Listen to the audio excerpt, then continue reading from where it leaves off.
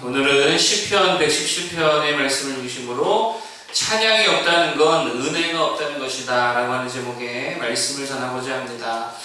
오늘 본문의 요지는 이런 겁니다. 하나님의 인자하심과 진실하심 때문에 뭐 하라는 거예요? 하나님을 찬양하라 라고 하는 것입니다. 인자하심과 진실하심이 뭡니까? 이거 하나하나씩 설명하면 또 길게 설명할 수 있겠지만 그냥 아주 쉽게 말하면 하나님이 은혜 주신다 그런 거 아니겠어요? 하나님은 은혜의 하나님이다 라고 하는 것입니다. 그러니까 은혜 입은 자들은 다 하나님을 찬양해라 이런 내용이다 라고 하는 것이죠. 그래서 먼저 성경은요, 모든 나라들아 여호와를 찬양하라 지금 이렇게 말하고 있습니다. 그럼 모든 나라가 의미하는 게 무엇이죠? 모든 나라에는 예수 믿는 자들이나 안 믿는 자들이나 다 포함되어 있다라고 하는 것이죠. 모든 나라니까 하나님을 섬기는 자들도 있고 우상 숭배하는 자들도 다 들어가 있다라고 하는 거예요. 무슨 말이냐면 모든 나라들이라는 말은요, 사실 창조된 모든 자들을 의미하는 것입니다. 그러니까 신앙을 떠나서 모든 창조된 자들, 문화, 종교, 민족과 상관없이 하나님께 창조를 받은 모든 나라들을 의미한다라고 하는 거예요. 그런데 그들도 뭐 하라고요? 그들도 다 하나님을 찬양하라는 거예요. 왜 찬양해야 되냐면 이들도 하나님의 은혜를 입었다는 거예요. 이게 성경의 논조입니다. 모든 은혜 입은 자들은 다 하나님을 찬양해야 된다. 모든 나라들, 믿는 자가 안 믿는 자가 사실상 하나님을 다 찬양해야 된다라고 하는 거예요. 그러면 모든 창조된 자들은 어떤 은혜를 받았을까요? 이걸 좀 신학적인 말로 좀 어려운 말이 될 수도 있겠지만 일반적인 은혜다 이렇게 말합니다. 일반적인 은혜. 다시 말해서 예수 믿는 자건 안 믿는 자건 하나님께서 동일하게 주시는 은혜가 있다라고 하는 거예요. 그러니까 예수 안 믿는다고 은혜 없이 사는 게 아닙니다.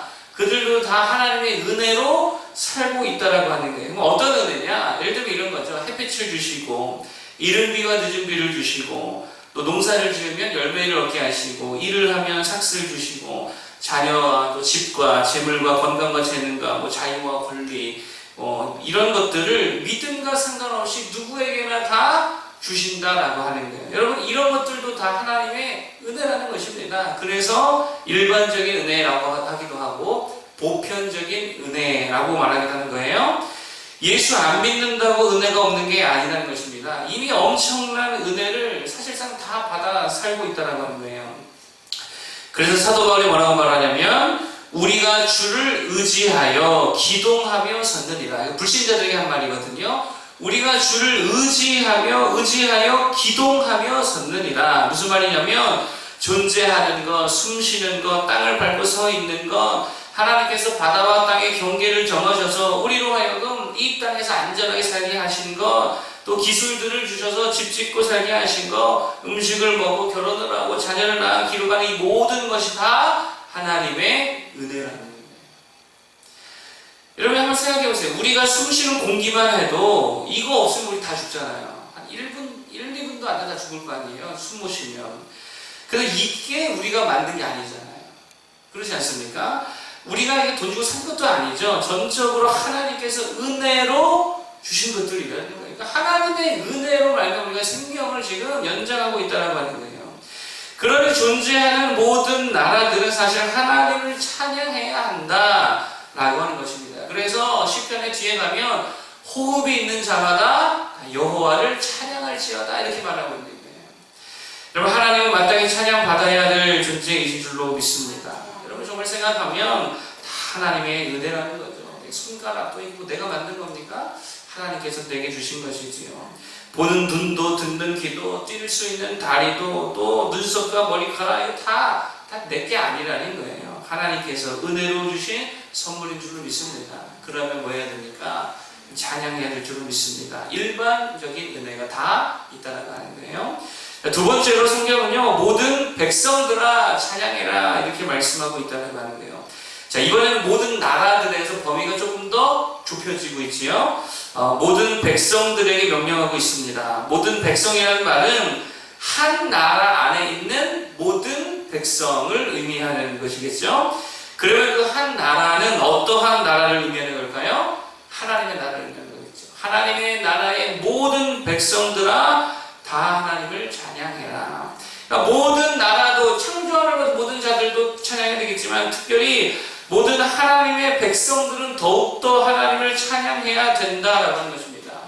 하나님의 백성들이 받은 은혜는 무엇입니까? 이걸 신학적으로는 특별한 은혜다 이렇게 말합니다. 특별한 은혜다.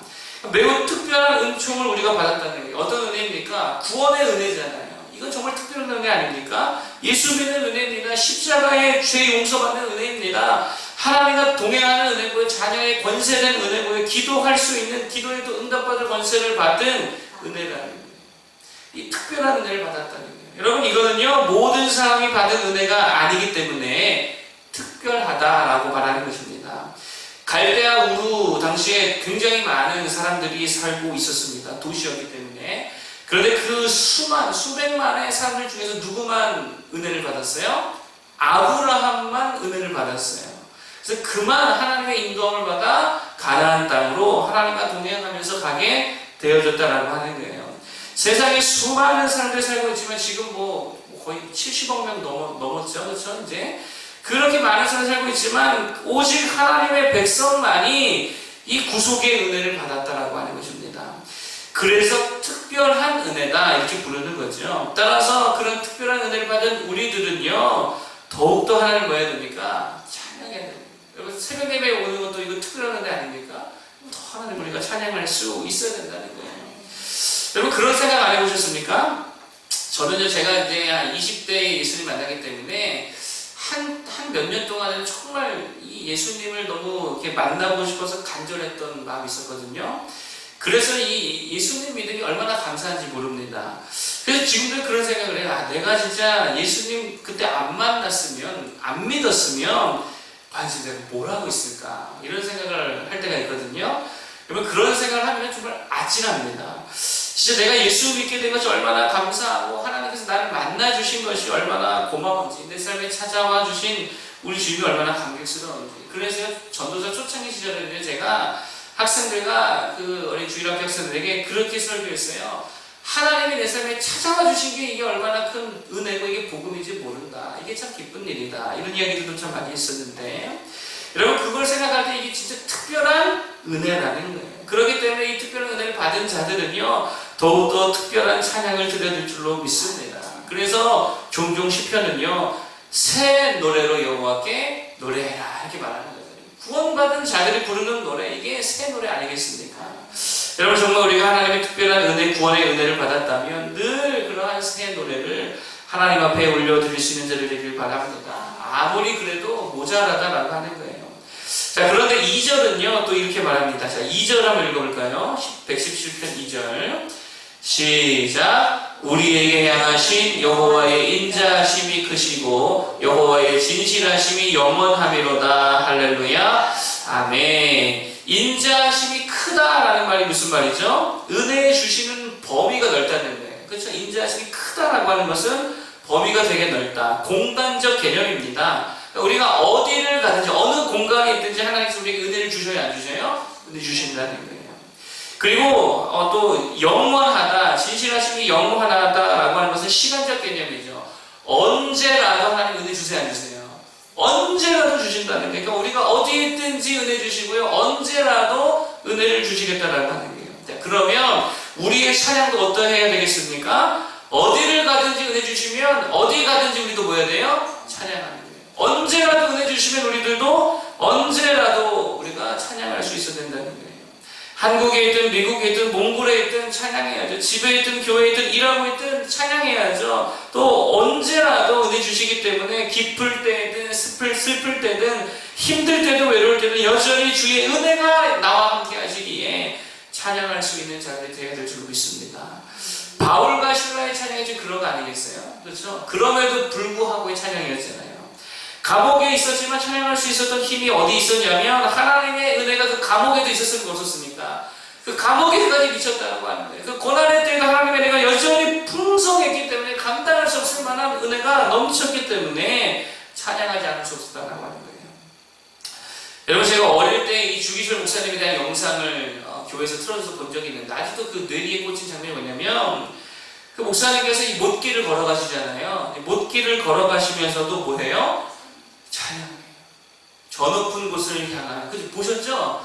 그 찬양을 하는 거예요. 여러분 어떻게 그 순간에 찬양이 나올 수가 있겠습니까? 그저 고통스러워서 막 비명 지르면서 그럴 수도 있을 텐데 어떻게 찬양이 나오죠? 그 순간에도 뭐가 넘치기 때문에요? 은혜가 넘치기 때문이라는 것입니다.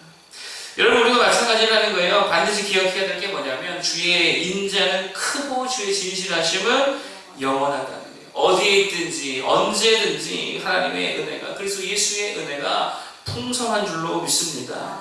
그러면 우리들도 언제라도 어느 곳에라도 찬양할 수 있어야 될 줄 믿습니다. 저는 단지 우리가요 일반 은총만 입은 자들이 되지 않기를 바랍니다. 그냥 돈 잘 벌고 건강하고 자녀들 잘 되고 좋은 기술, 좋은 재능이 있고 그것으로 감사하는 정도 인생이 아니라 정말 하나님의 특별한 영적인 은혜가 좀 있는 자들 되기 원합니다. 하나님을 깊이 알고 그를 예배하고 그와 동행하고 죄 용서받고 구원받는 이 특별한 은혜를 입어서 정말 일평생 언제나 어디서나 주님을 찬양할 수 있는 모두가 되기를 바랍니다. 은혜에 사로잡힌 자가 되기를 축복합니다. 오늘 세 가지를 말씀드려서 첫 번째는 모든 나라들도 찬양해야 된다. 왜냐하면 일반 은총 받았기 때문에. 두 번째, 모든 주의 백성들은 더욱더 찬양해야 된다. 왜냐하면 특별한 영적인 은총을 받았기 때문에. 그리고 그 은혜는 공간의 제한이 없고 시간적 제한도 없다. 그러므로 우리들도 공간과 시간에 상관없이 언제나 어디에서라도 찬양할 수 있기를 축복합니다. 기도하겠습니다.